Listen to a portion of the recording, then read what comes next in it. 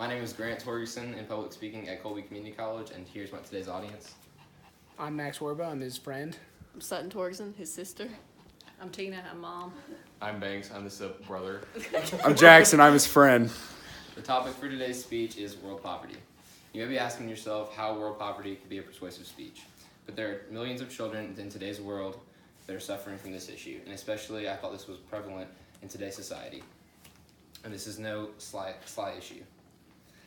First, I will summarize this speech by reiterating what poverty is and how it is affecting those trapped in this vicious cycle. What poverty is and how it's affecting our world. Poverty is a mixture of economic and absence of daily necessities like food and shelter. There is a poverty scale ranging from normal to extreme poverty. Our World and Data.org describes extreme poverty as $1.25 a day and normal poverty at $2 a day. This would translate for extreme poverty to $460 a year. To put this in perspective, according to the Motley Fool, the average American family spends $140 a day. To go along with that, 45% of all child deaths worldwide are the causes related to undernutrition. That relates to 3.1 million children a year, according to the actionagainsthunger.org. Next are physical issues created by poverty. There are many health issues, both physical and mental, that are associated with poverty. For instance, it can tie physical issues like malnutrition and disease. These issues lack the supplies and medications to help treat these problems.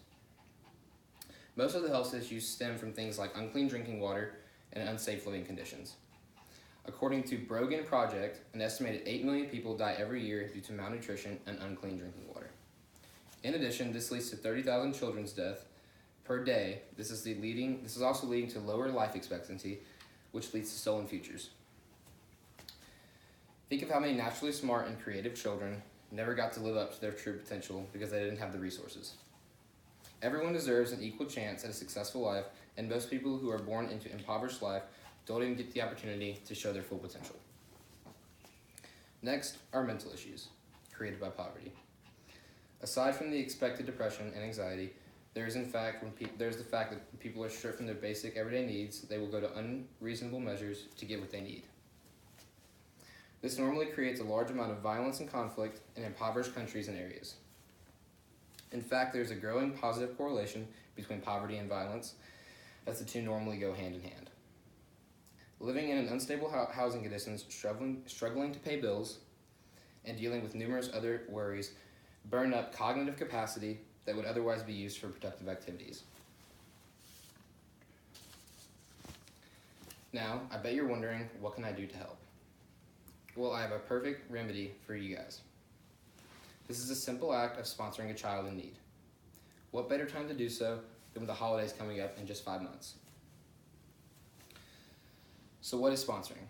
Sponsoring consists of sending a fixed amount of money per year or month, whatever you choose to do, to a child in need. According to worldvision.org, this money goes for a variety of different things.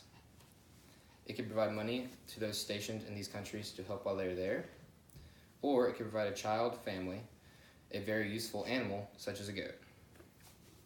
To you, a goat might seem like a pointless creature, but to them, it is for dairy, which provides nutrients, and manure, which is useful for fertilizer.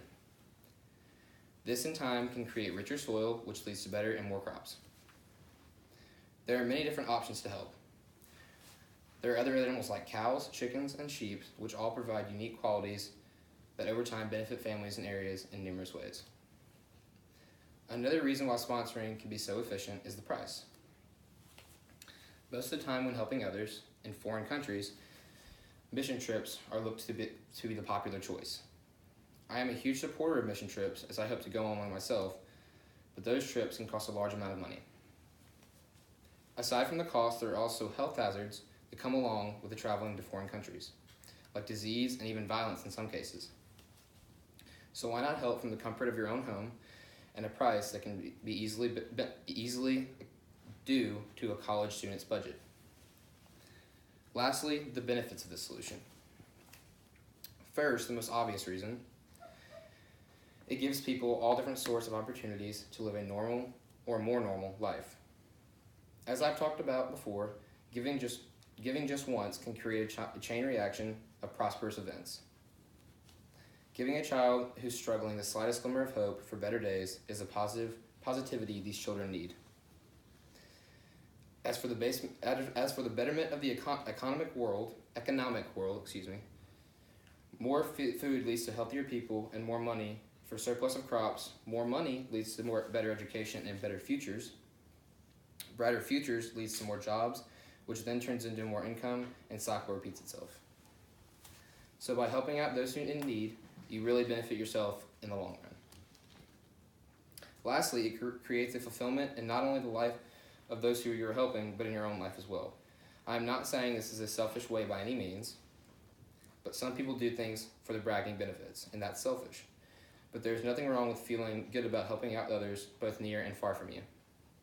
It is our jobs as humans to help each other through rough times, and I think it's time we start holding each other accountable. To conclude this speech, I want to reinforce the importance of helping kids in need and world poverty the issue. You could donate just $2 a month to help a child in need, and it can make a huge difference. I'd like to thank the audience for coming today. And once again, my sources are worldvision.org, ourworldindata.org, rt.com and business, worldbank.org, oregonproject.org, and actionagainsthunger.org. Thank you all.